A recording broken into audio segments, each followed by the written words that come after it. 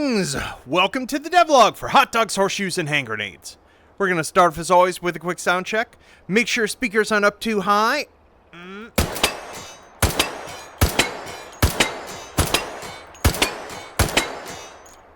Wonderful. So what have we got for you this week?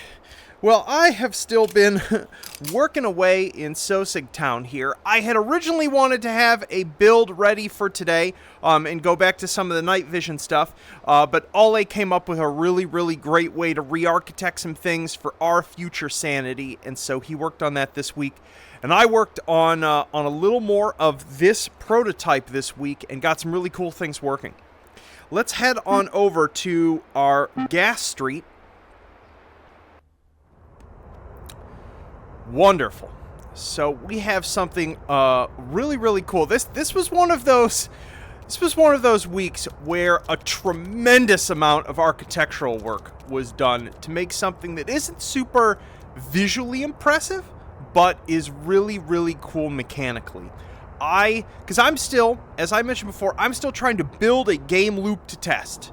And that game loop is basically get contracts, take contracts, grill targets, get monies, have merchants, spend monies at merchants, get equipment, do more contracts. So the contracts are spawning and working. I've got targets, I've got bodyguards, that's all cool. I've got money, and now I have merchants. And so this is all centered around something that I have had this honestly as a dream for many years. I've always wanted to do in a sort of immersive sim game context, a shopping experience for items that was physicalized. There's very few things I hate more in a video game, especially one that's like super physics driven or really immersive, where you then go to a store and you're like, oh, it's a store, cool, there's stuff on the shelves, I'm gonna go up to the merchant, boom, and like a 2D window pops up with just like a list of things that exist. And so I spent this week building an architecture, basically trying to solve the problem of, like, performance-wise, how do you actually have a store full of items and not have it be a disaster in VR? Well, to do this, I came up with object boxes. So these are this like 15 different sizes or so. These are parametrically generated from the ID files that the item spawner uses. It even uses the images from it on a decal on the box. It pulls interesting information. I don't know. I don't think this is a gas station, so I don't think we have a firearm here. We'll have to go over to the pawn shop in a moment because those boxes have a little more info on them. And this is an item box. The beauty of this is that unlike a gun model, which is thousands and thousands of polygons, this is a cube that has, with a little bit of like cutting apart for a decal. So I can parametrically generate an inventory. I have a merchant, which is our gas station wiener here. That gas station wiener has, in this case, a fixed inventory of objects, of useful things. We've got a can of Sarge, which will be valuable later. We have a pencil, a flashlight, lighter fluid. What is that? Yeah, that's our lighter. That's a wrench. I know this fella has a wallet too. I always like getting a wallet. Oops, don't want to damage the merchandise. Yeah, there we go. Oh, we need some monies. So let's run back out, go back to our withdraw some monies. Get our 200 buckaroos here. Let's get our wallet. So if you see an item you like in a store, come over here, you bring it over to the self-checkout plinth. The vendor will recognize it, show you its price, and the total price. I'll talk about price a little bit. I put a lot of effort into this system. Put some money in there. Buy. Automatically ejects our change. Wonderful. And the moment that we buy this item, we notice this extra little cardboard tab here. I'm going to come over here a little more into the light. So this was the other thing I spent a whole bunch of time, and if you watch my stream, saw this in action. But basically, I can grab this little tab here. As I grab it, this moves around. If I pull my hand away, we rip the cardboard off, and kablamo! Littering in the gas station. Once we open the box is deleted, and our object is spawned. And if we are holding the box, that object is in our hand.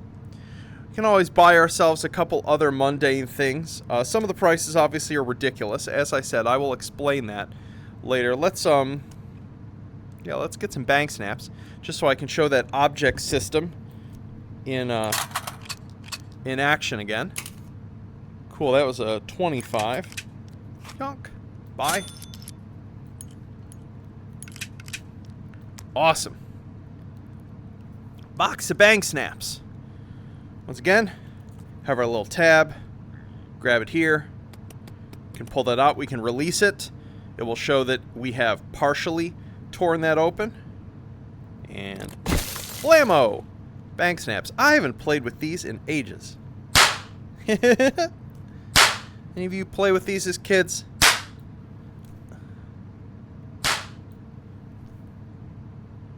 I'm getting old. So, there you have it. So let's take a look at, I have a second testing shop up and running. We still have a bit more monies. The other side of, beyond like making these item boxes work, that I worked on this week was building the entire abstract architecture of what a vendor is and how they behave. So here's our pawn shop, our boondog here. This has a, it's the gun nut! Amazing. What do we have here? Okay, so here we have a LC22R. It's 181 bucks. We can see that it has actually given us a bunch of the extra metadata about it from the FVR object. I don't still have 181 bucks. Honestly, I don't think there's going to be a gun that is going to be cheap enough for us. The prices are auto-generated based on a whole bunch of stuff, on the era, on the capacity, on the round power, and things like that. So I believe this is a P22, is 520. See what we have here. IZH 18, 179. We have a bike bell here. I don't know why the clay brick, for some reason, is in an absolutely enormous box. So the system, similar to, I had to build a system that automatically generates prices, and it tries to do that as intelligently as it can for the game. It does it by like category and a bunch of things. Now, that doesn't always output things that make complete and total sense. Some of them are just nonsense. Why is a brick $14, and why is it in an enormous box? Because the auto-generator is only so smart. So I have also made it, and this is true for you modder folk as well, you can, in the FVR object definition of an object, override what box it goes into and its price if you don't like what the auto-generation system has made for it. And so I still need to go around to all of my miscellaneous objects and do that. As you might imagine, there's a lot of them! Okay, what do we have? Derringer 166. I think that's about as cheap. Oh, we got a bubble level ruler. What are you? What are you? But yeah, part of what I'm really interested in doing with this system, right, is having the actual experience in the same way that like H3 is about simulation and about simulating the good things and the interesting things about like playing with guns and related objects, but it's also about simulating some of the annoying things about that and the things that we interface, you know, with guns in physical ways, in organizational ways, in operational ways, and we do the same with stores. You know, I want it to be the sort of thing that you check out a store and you're like, I haven't been in here in a while. What's in their stock? And you actually have to like go shelf diving through the store and see if there's something that interests you. Ooh, look at that. We found something we can afford. A Hawk 357 pistol. I'm so glad I kept... Well, let's double check. What else?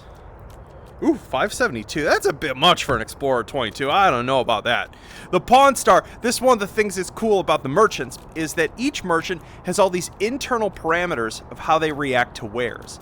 Whether it's a fixed list of things that gets recycled, how long they'll have wares for. The pawn shop, for example, has a large bundle of things, and then after a certain number of in-game days, they will restock part of their wares, actually a large number of them, with other items.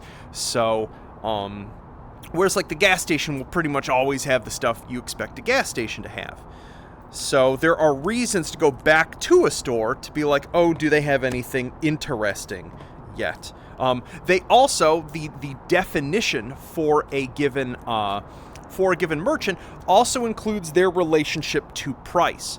So there are some merchants like the pawn shop owner here that have a lot of spread from their base price, where it could be like a little bit cheaper or way more expensive, whereas the gas station's going to be more consistent.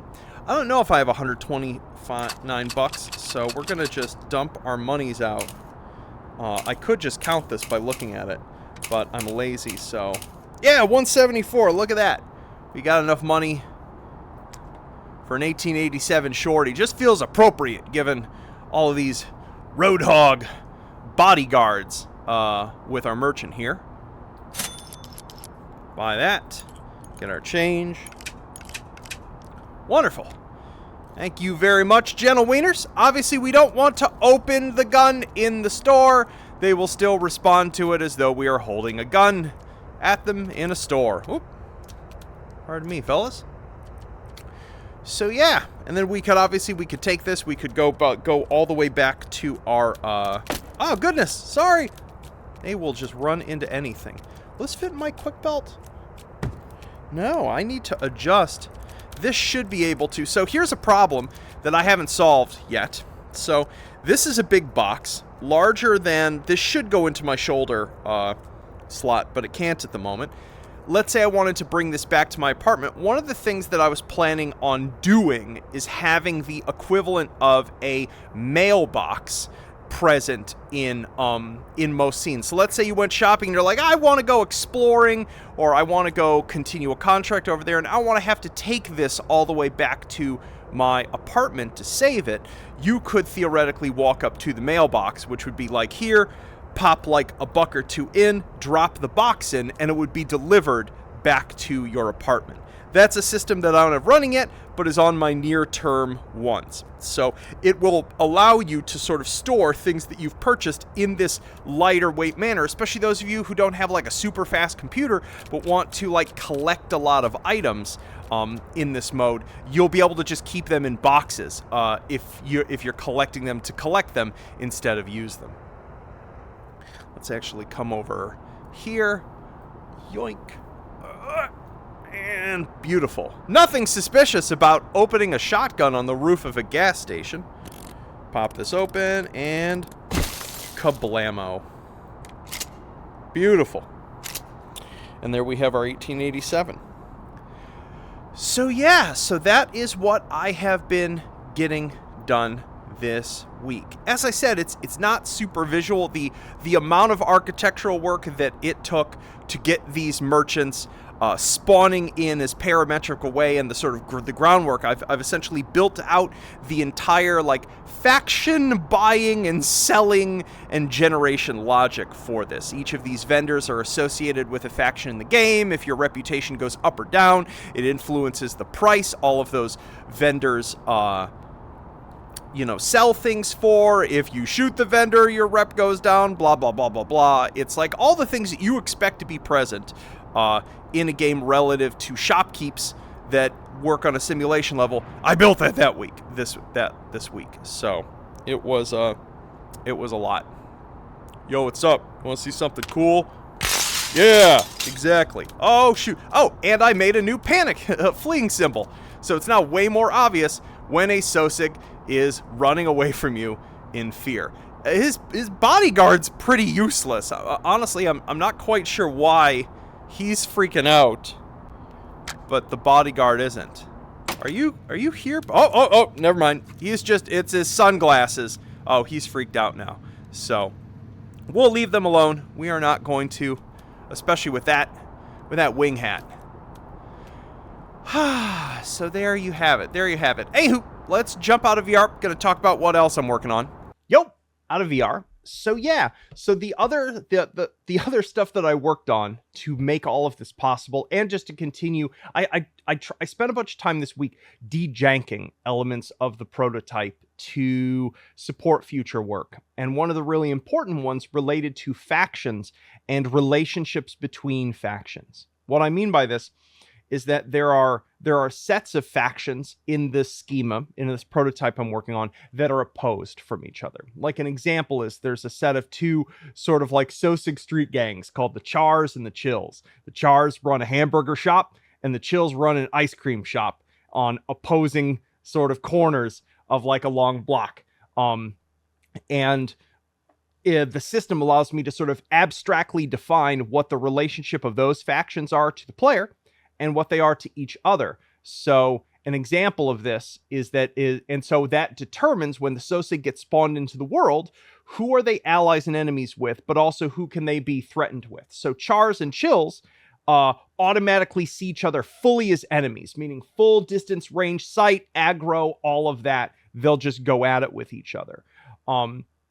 Importantly, most factions in this see other members of their faction as fully friends and allies, meaning when they fire guns, they ignore each other's gunshots, etc.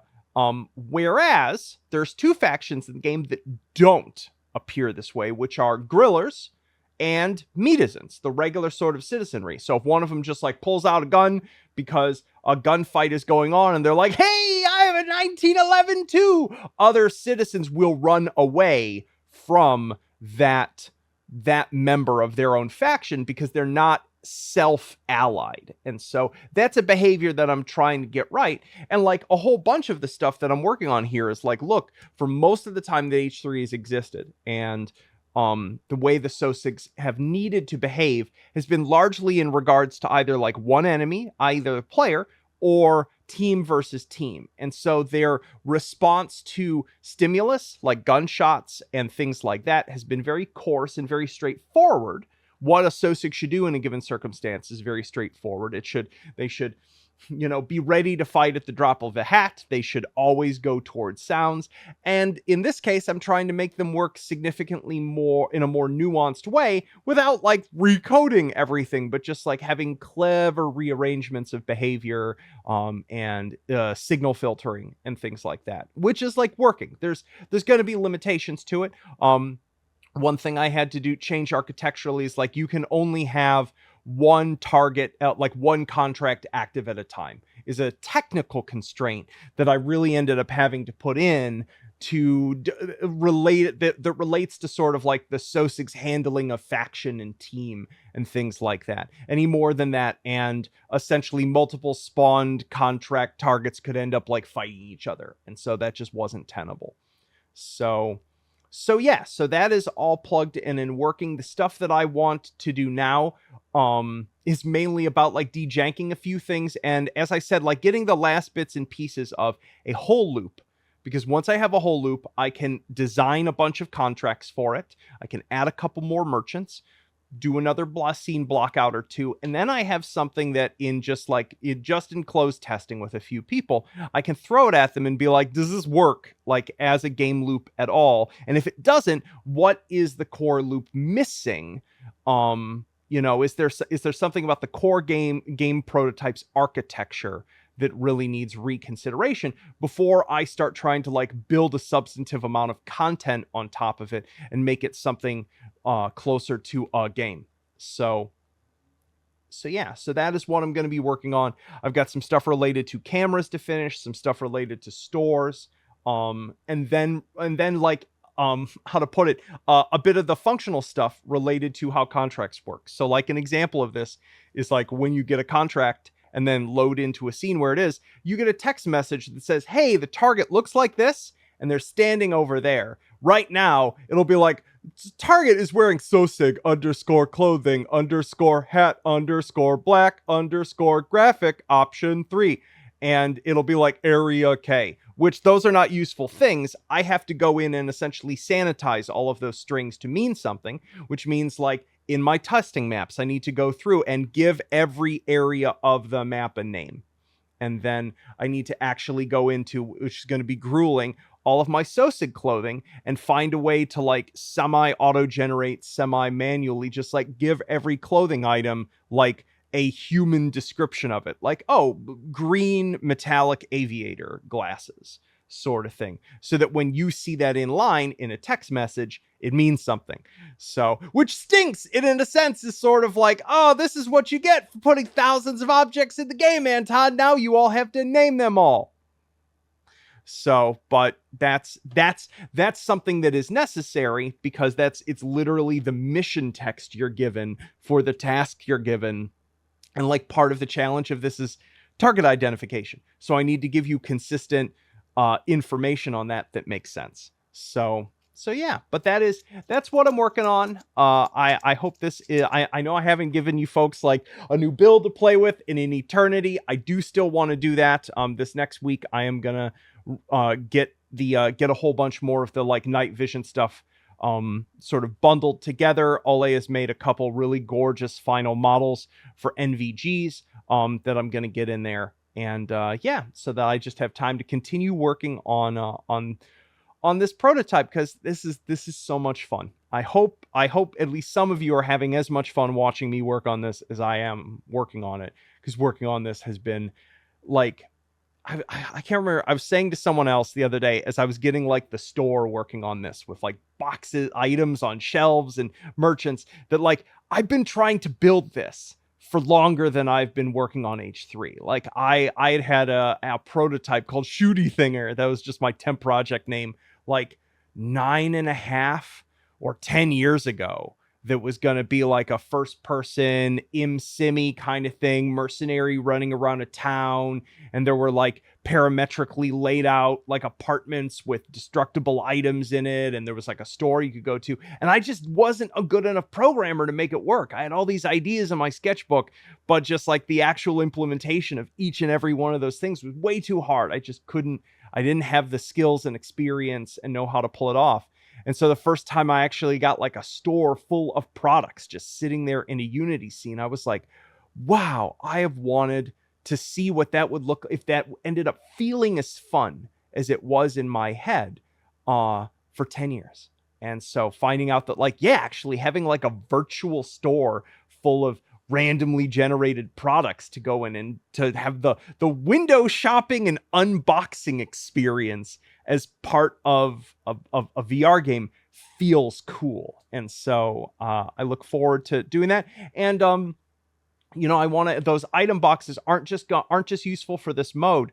You'll be able to spawn them out of the item spawner. So there will be a button right next to the spawn button that allows you to spawn an object. You'll be able to spawn it boxed. So if you're like laying out a scenario and just want to like put objects in boxes for people to do it, or if you just want to sit there and enjoy the joy of just being like pulling stuff out, it's like so many of the other things that we enjoy doing in VR.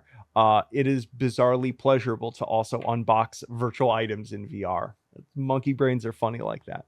So anywho, I hope you all have yourselves a wonderful weekend, and I will see you all soon. Peace.